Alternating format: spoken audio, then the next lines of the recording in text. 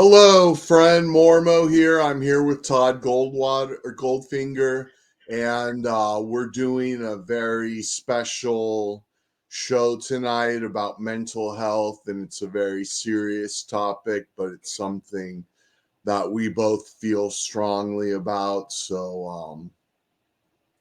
And I've said this a couple times, but I think once these kids graduate high school, these COVID kids who had to go through the COVID pandemic, I think that's going to lead to a lot of like long lasting mental illness and stuff. Hmm. And I'm pretty sure, I think mental illness is already kind of a crisis in America, but I think it's just going to get nothing but worse from here on out. So it's really important that we as a country make a plan to combat mental illness problems and stuff and get people the help they need. Do you agree That's with that, correct. Todd? Absolutely, absolutely. We need to shape up our mental health care system, and we need great doctors. We need great people to help nurses, doctors, practitioners, people who are going to help in the field. And hopefully, very soon coming down the pike will be something called psychedelic medicine, Yeah. which is going to be very helpful to a lot of people when it's done the right way. And it's administered, professionally and all of that. Yeah, definitely. I'm looking forward to that. And that's basically the only way I would do a psychedelic drug now is professionally prescribed and in the presence of a professional therapist to get the most out of it. When I was younger, I did psychedelic drugs, but now I take drugs so I don't hallucinate these days. So, but if it were in a professional setting, a healthcare setting, that's something I would definitely be open to. And I've heard there's a lot of like research and that it's really helped a lot of people. These psychedelic medicines like ecstasy and DMT and mushrooms and everything. I know a lot of people do microdosing now of mushrooms where they only take a very small dose every day, but it's really supposed to help with depression and stuff. And pot helps a lot too. Yeah, pot helps me a lot. Pot just makes me feel content and okay with my life. When I'm not smoking pot, I'm unhappy that I don't have this and that and want more and everything. And when I'm smoking pot, I just feel content and happy with what I have and basically just want to use what I have already and hold on to what I have already. I'm not really worried about things that I don't have. And so it helps a lot. And I take in Vegas Sustaina every 3 weeks, an injection in my butt. That's the antipsychotic I take to combat my schizoaffective disorder. And the doctor often wants to put me on other medicines, but I tell him, like, no, I'm just happy with my antipsychotic and my pod, and that my symptoms are manageable right now, and that's the best I can ask for. I've been struggling with this disease for over 20 years, so I kind of know what to expect from it. And as long as I'm medicated, I can deal with the side effects and everything. In And Vegas Sustaina. yeah, that's what it's called. And I just get an injection. And the injection is really helpful because I'm forgetful with my pills. And in the past. I used to take risperidone, but I'd forget it a couple days in a row, and then I'd start getting paranoid and be like, well, I don't need to take these meds anymore and all this. Mm. Just big problems. So with the injection, I don't have to worry about missing pills and stuff. And it's been a great help to me. My symptoms are basically I hallucinate voices, like if I meet somebody in the day while I'm doing my shopping or running errands, then I go home and in my head I have a long conversation with them.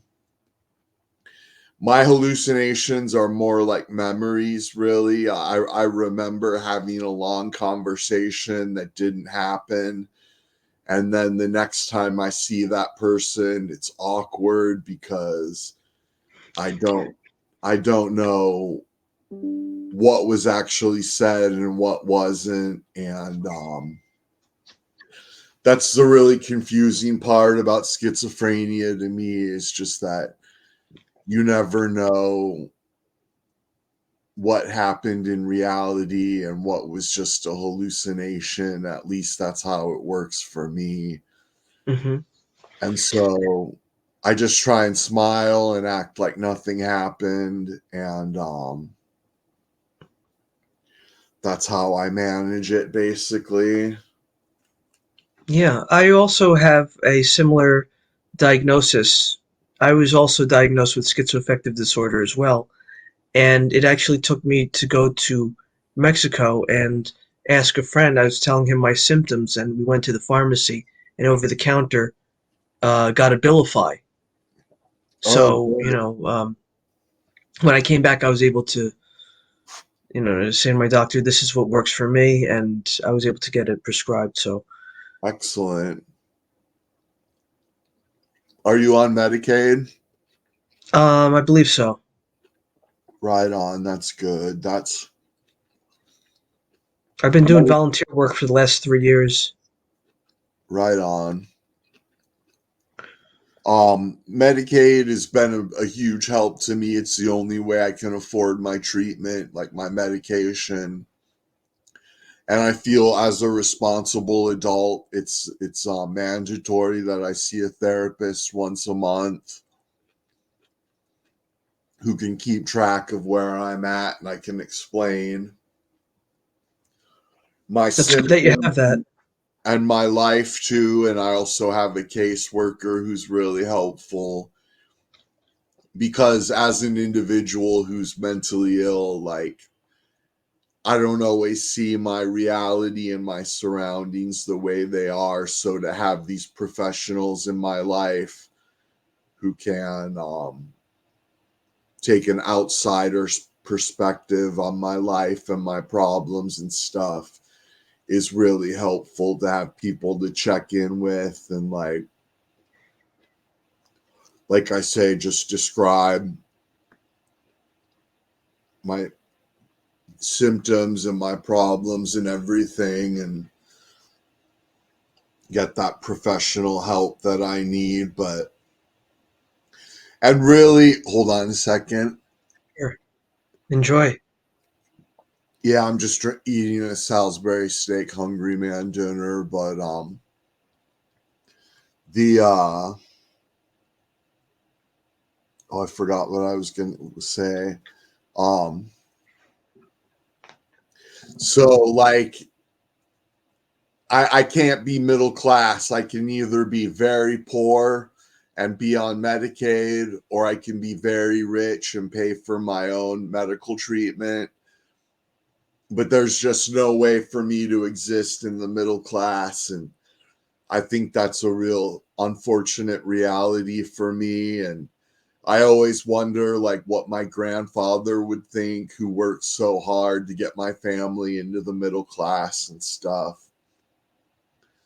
I think he wouldn't be happy to know that now the middle class is out of reach for me, because, like, I could get a job and then become assistant manager and then become manager, but I still wouldn't make enough to cover my treatment and all of my other bills and stuff.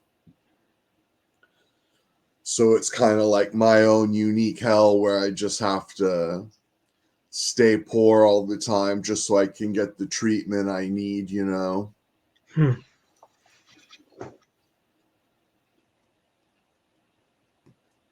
Um, but I'm grateful that I do get the treatment I need. I'm so grateful for my healthcare providers. That's And good. I got the help I needed under Trump. I get it under Biden, so I can't complain a whole lot about this country's leadership and stuff. And but you can imagine it would be difficult for me to take a management position when I remember things that didn't happen and forget things that did happen. Like I could hallucinate. I told my the employees under me to do this and that, and I never actually did, and then the work wouldn't get done and stuff. So Hmm. like with my mental challenges, it would just be pretty difficult for me to become a manager and to have people under me and stuff. Last night I was on Crystal Roberts, and somebody in the chat asked if I was retarded. And I said I don't mind being called retarded because it's like less scary than schizophrenic, you know. There's so much stigma Well, around. that's why we're here to talk about it, actually, is to destigmatize these things. Talk Definitely, about but it. a lot of people, their only exposure to schizophrenia has been on like CSI or DC Comics or something that portrays schizophrenics as rapists and criminals and stuff. And so I think some people don't understand exactly what schizophrenia is and could be afraid of me if they didn't know. Right. It scares a lot of people when they hear schizoaffective disorder. Yeah. Schizoaffective disorder, what does that mean? Yeah. Well, And then you it means explain take your it. meds.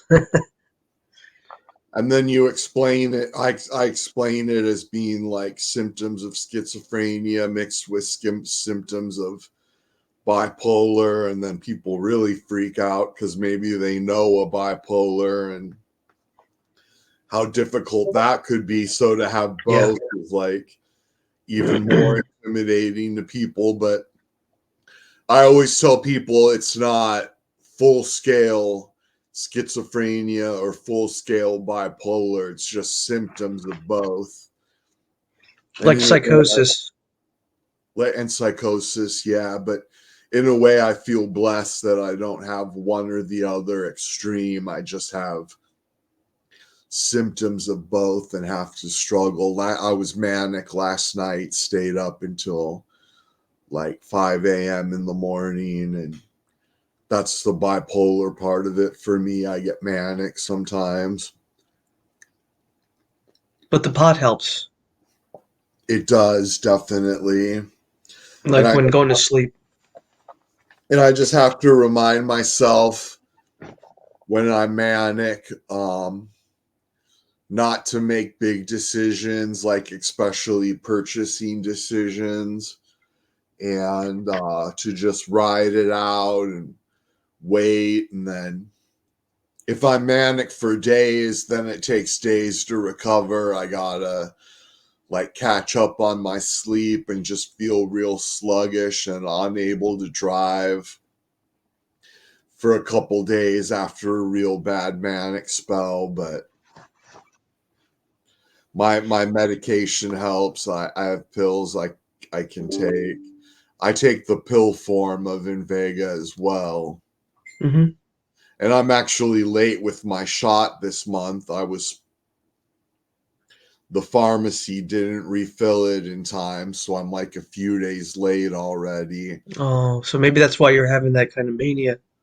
It probably is, yeah, because I'm late on my shot.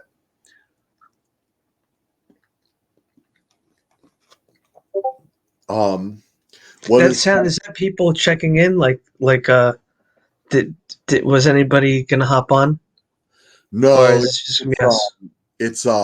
Discord. My Oh, okay. Discord is a pain in the ass because even if I shut it off, it'll still make those notification sounds. But it's just people chatting on Discord. And so what does psychosis look like for you, Todd? It would be something like having the fear or the thought that my thoughts are influencing other people or that they can read my thoughts or that something is I don't feel well is basically it. Yeah.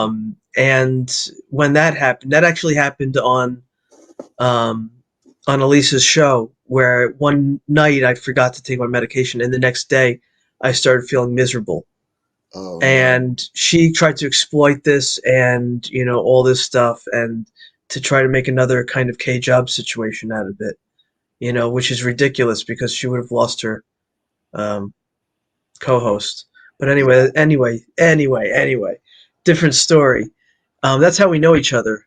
I think that's how I got introduced to this whole live streaming universe was through her. But anyway, um, you know, just happy to be here, and I'm glad that I got to meet such cool people as well. So For sure. And I struggle with that too, of like magical thoughts of times in my life I thought I was psychic and could read people's minds and influence people psychically and stuff. I call it magical thinking, and that's also a symptom I've struggled with as well. And it can definitely be challenging. yeah, it's like kind of like being out of touch with reality, but not knowing it, and that's the hard part. But what I want to ask you in other news: do you have a camera? Do you film? Do you film like I with a have my standard camera? I use my camcorder here. It's just a Samsung HD camera, and I use that to film and take pictures on my phone. And but I film my daily errands and stuff I do in That's the cool. city just to Nice. entertain people and stuff. And it's so funny. This camera was a Walmart special. It's a low end consumer camera. And I've been using it for probably like 9 years now. And I'm still on the same camera. That's pretty good. And the quality is affected, but I'm always going for a lo-fi kind of punk rock vibe anyway. Uh So huh. That's good. yeah. Last night someone was asking me why I left San Diego, and it was because I had a nervous breakdown and just started hallucinating and stuff. And that was when I first got diagnosed as schizoaffective at the San Diego County Mental Health,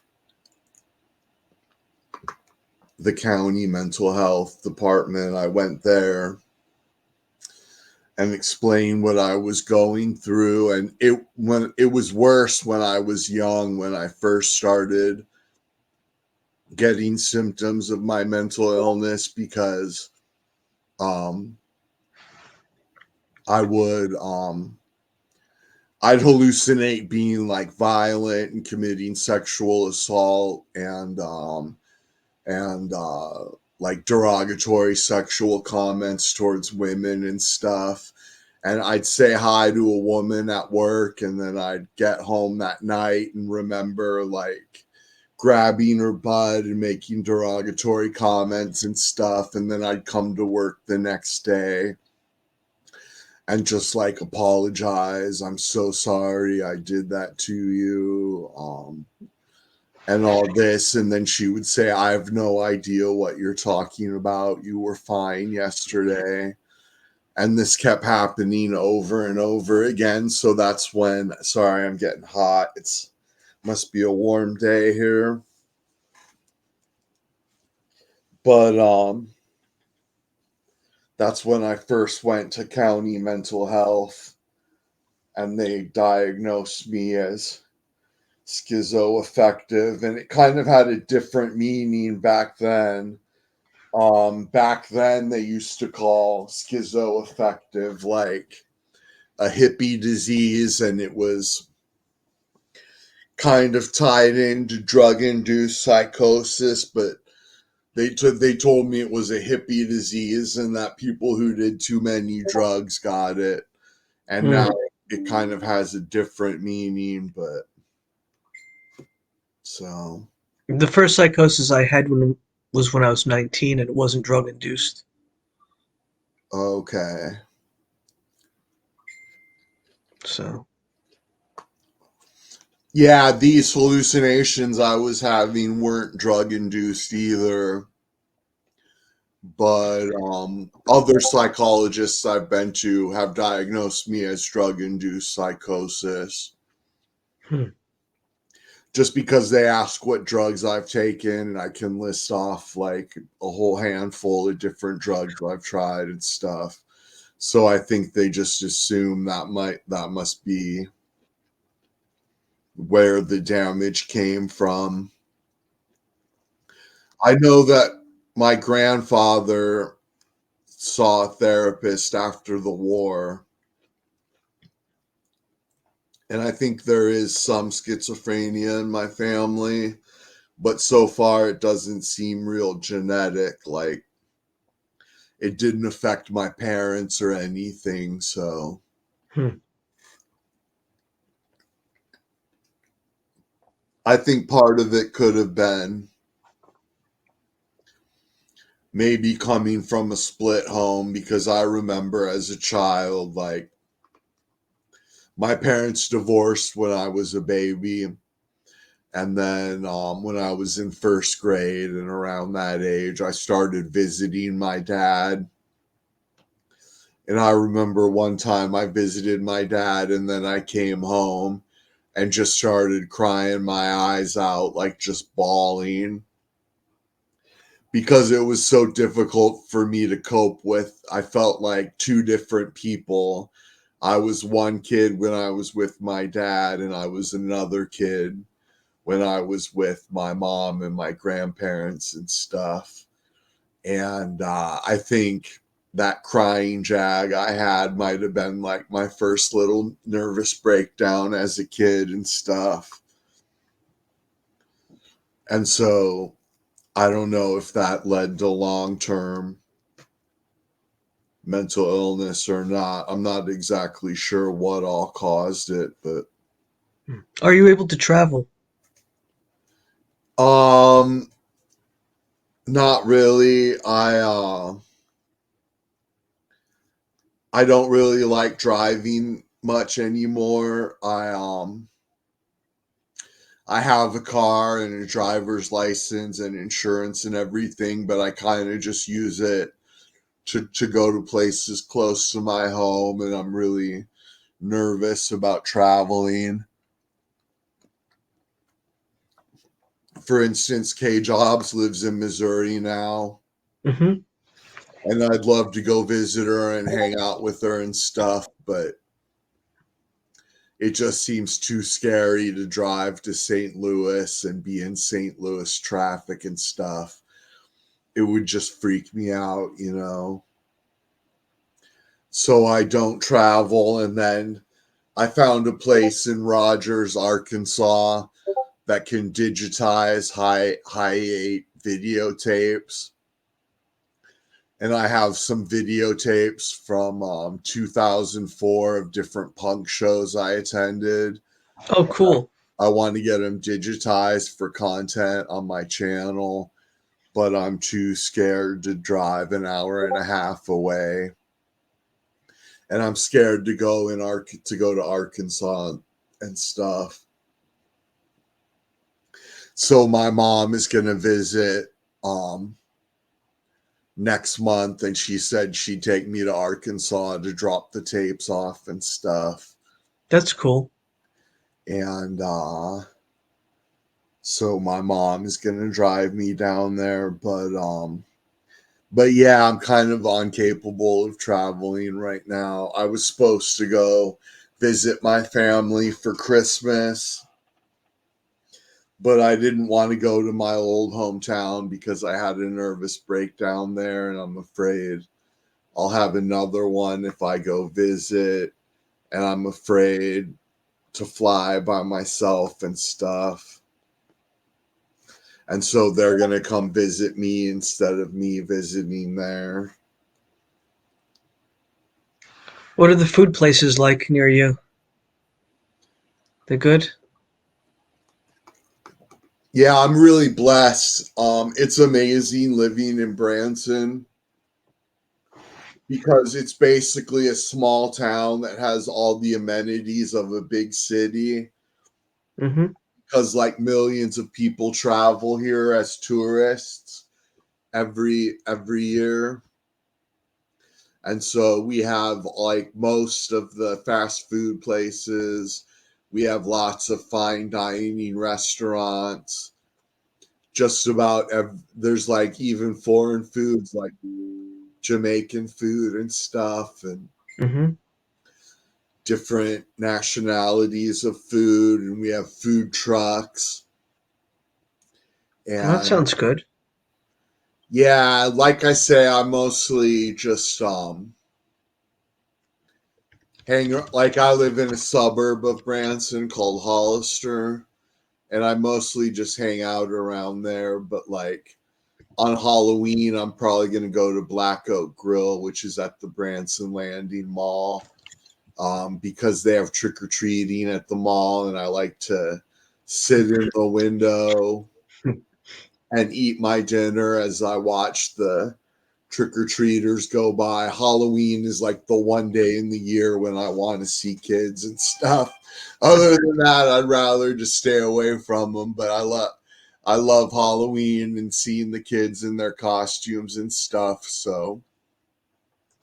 I um so I am gonna travel into Branson for Halloween probably, and I know one year I did a Halloween party in Branson and stuff. That's cool. Yeah.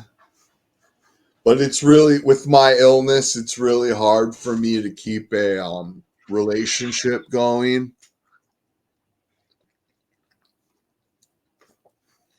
because like communication is so important to relationships. And when I hallucinate conversations that never happened, it makes it real hard for me to be. But does that still happen for you? Like, do you still have those hallucinations even I when you're do. medicated? I do. I still have them, but they're manageable now because like I say I've been struggling with this for 20 years, so I kind of know what's going on. But it's still an issue. I hallucinate about every night, and but that's why relationships are difficult because you need to stay on the same page as your partner. And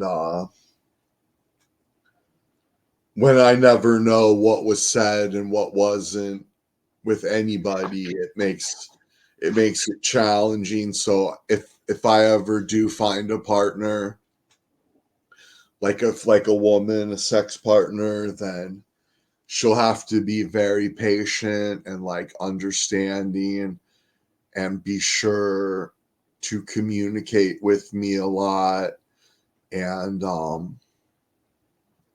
so that we can stay on the same page as far as our relationship and stuff. I'd like to have a partner because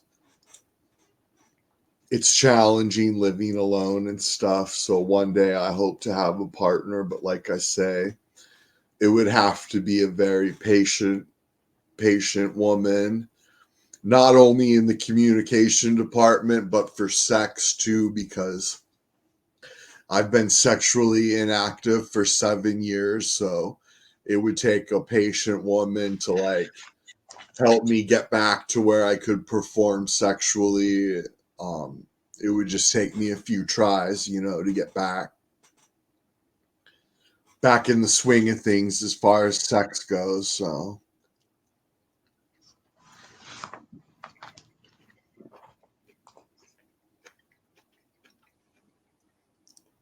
and I don't drink, so I can't meet women in a bar.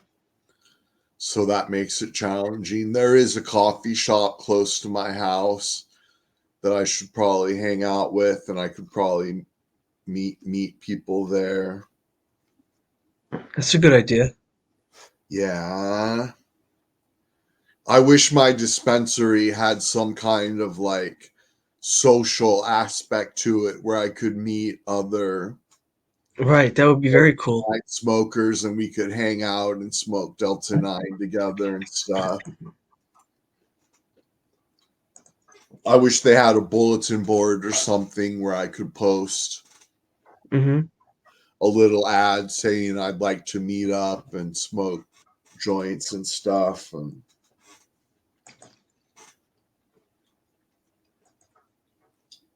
because I don't really have many friends in Missouri, like I don't have anyone.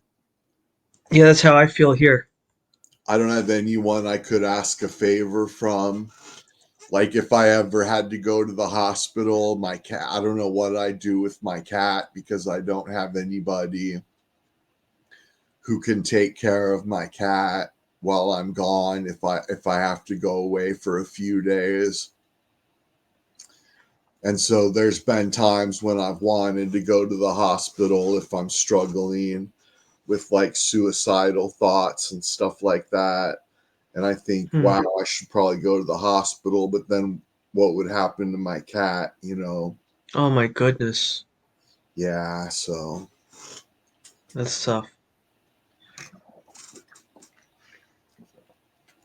I don't call a hotline or don't go to the hospital or anything Hmm. just because I have nobody who could take care of my cat.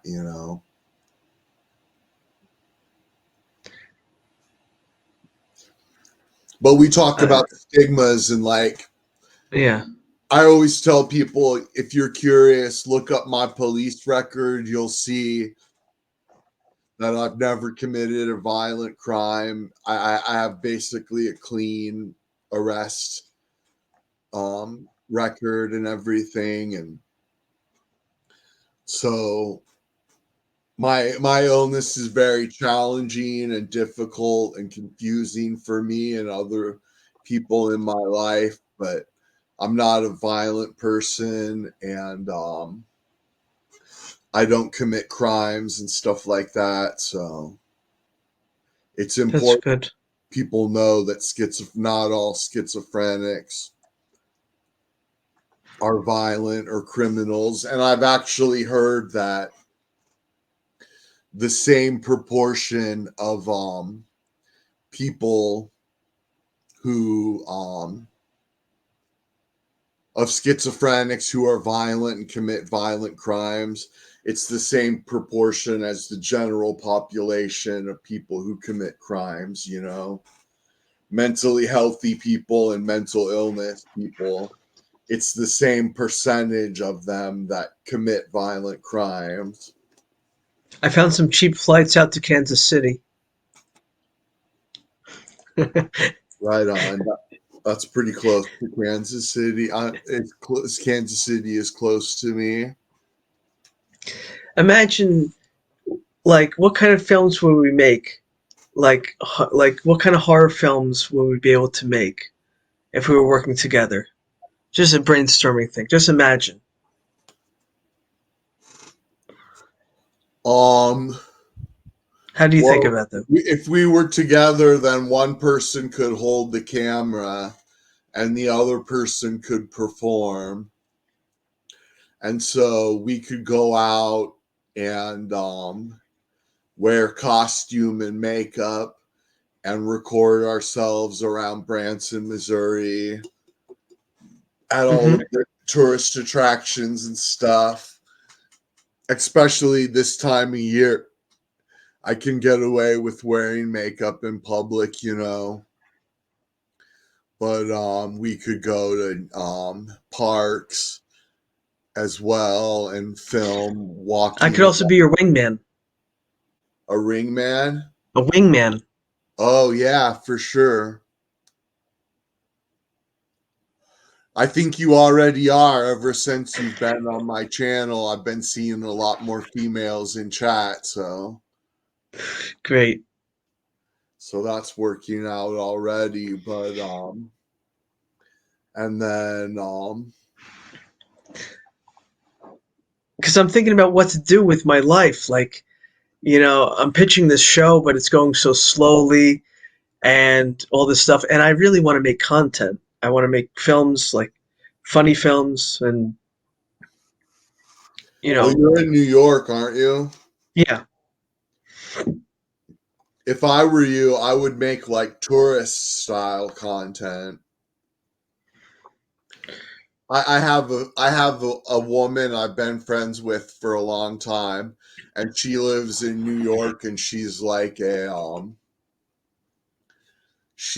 a stand-up comic in New York. Her name's Lauren Petrie, and Hmm. um, I always give her a tip whenever she films, like outdoors in New York in the streets and stuff, just because I've always been fascinated with New York. And there was a time in my life where I thought something important and magical was going to happen to me in New York. So I love to see like the I think it side. could be Kansas City. Huh? Kansas City. Is that where this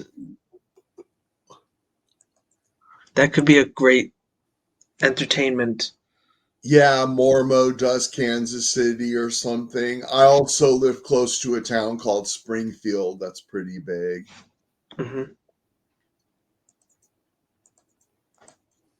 But we could also go to places and eat and have like like where we're sitting down eating the food and seeing if it's any good or not. Yeah, definitely. That's my most popular content on my channel actually, is my food reviews, and people love when I go to a restaurant and film myself eating and stuff. My Imagine we're in the car, we're sitting there at Sonic and trying chili dogs. Definitely that would be awesome. I know that you've recently gave up live streaming on your channel. Is there a reason for that or Hmm. People were there were a couple people writing some things that were questionable to me, and yeah, I know it didn't offend me. It was like a red flag saying, do you really want to do this, Todd? Do you really want to continue to give them content? And then sometimes people are writing stuff that's like they were making up stuff. They were making up accusations yeah, and like stuff like that, and they were trying to get me razzled. And I thought, you know what? I'm just not going to tolerate it. yeah. I just won't. A lot of people want to do that. They want to see you spurg out on camera and stuff. So they make accusations. And I've been going through that. My channel just grew recently. And I've been, Congratulations. thank you. I've been getting a lot more attention, and both negative and positive, where I got people fighting over me now and arguing over me and stuff. And it can be overwhelming. And I'm gonna go live. I'm gonna live stream again, definitely. I'm just taking a break right now, and I know that mental health is a really important subject, and that it's something we both feel strongly about. So I just wanted to do this. Excellent. as a recording just so we didn't get distracted and stuff. And Excellent. I think it works both ways. And so far, I don't think I'm even going to need to edit this. There's been no like dead air or anything. We've been talking pretty full time the whole stream. So I'm pretty sure I can just upload this without editing at all. And then people can still comment and we can interact. And um, next time we'll come up with some questions to ask the audience and stuff. And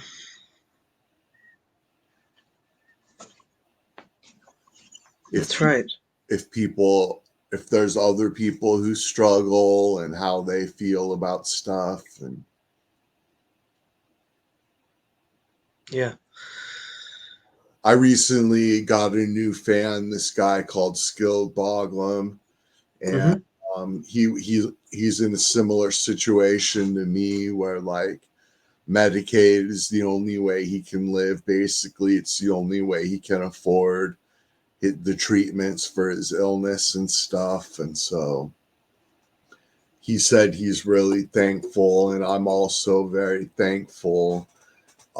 I felt held back, and in a way, that's why I pursue art and video and like being a paid celebrity and everything, because I know that's something I can scale. You know, I could go big time and make a real income where I could Mm-hmm. afford to pay for my own health care, where if I get a job at Arby's and become assistant manager and all that, it just won't work for me. You know, but if I keep struggling and keep putting out content and live streams and everything, and if I keep making movies, and my next step will be to get my movies on TV and stuff. And um, there's some movies I'd like you to watch, Todd, and get your opinion on if you think they're ready for a national audience yet. Sure. We But can also watch them together, maybe on this. yeah, that'd be cool for sure. But I do have some products already that I'm Mm-hmm. pretty proud of that I think are ready for national broadcasts and stuff. That's great. So that's going to be my next step, is because people, it's nice when people see you on their phone or on their laptop, but when people see you on TV, it's just a whole different relationship, you know? And so I want to reach that. And it's the same with reaching people by mail. Like once you mail somebody something and they're holding it in their hands, it's a whole different kind of connection than just seeing you on a phone or laptop, you know? Definitely. I mean, we could be the fear and loathing of the film industry. For sure. And I think streaming is so hot right now and so special that I think if somebody took an hour and a half stream and edited it down into a half hour show, it could play well on TV, and people who have never experienced it could see the magic of live streaming and That's for the brilliant. first time, you know. Yeah.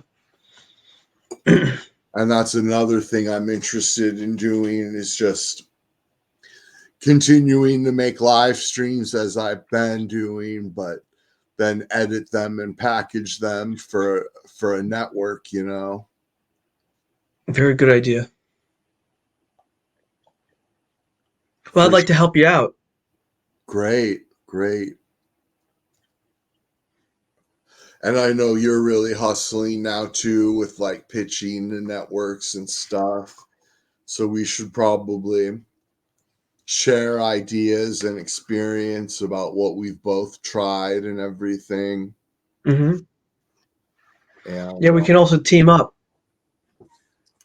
if you think it's a good idea. yeah, definitely. You know. And like I said, I think this recording will be a proof of concept of what a mental illness show could look like, and in the future we can get guests and stuff. But Absolutely. now we got a proof of concept, so we can say, look here, this is what we want to do. It'll look similar to this, and get feedback and everything, and network and everything. Exactly. I'm gonna eat my brownie real quick, and then I'm gonna call it a night. Sounds good, buddy. Any final thoughts on mental health, Todd? Stay strong, keep the faith, and I believe that help is on the way. It's coming down the pike. There's going to be treatments for mental health. Stay alive. It's worth it. Thank you. Definitely, and I would say don't be afraid to ask for help. Always try to be kind. You never know what another person's going through as well. Like if you're ever struggling with thoughts of self-harm or something like that, for sure reach out, call a hotline. Don't be afraid to go to the hospital or get on medicine. And I think a big problem that mentally ill people deal with is oftentimes they think they're like a robot or a zombie on meds, and they just want to feel like themselves, so they stop taking meds. And if you're severely mentally ill, it's so important that you talk to your doctor and medicate yourself if needed, so We're advocating.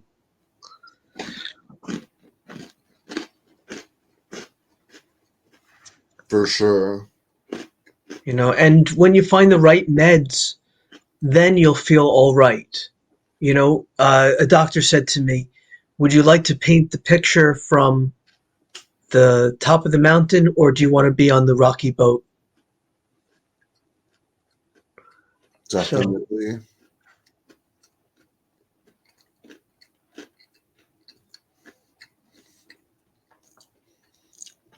Well, thanks so and much, Todd.